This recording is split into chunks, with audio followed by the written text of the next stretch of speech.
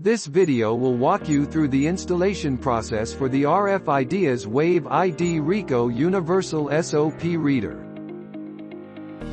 You will need a small flathead screwdriver for this installation. First, locate the cover on the side of your smart operation panel and carefully remove the side slot cover.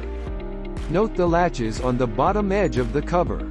These latches can be pressed in using your flathead screwdriver to easily and smoothly detach the cover from the operation panel.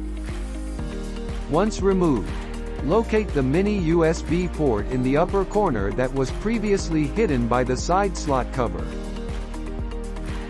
Insert the mini USB cable into the mini USB port as shown. Then, carefully align the latches on the back of the SOP reader to the slots where the cover was previously located.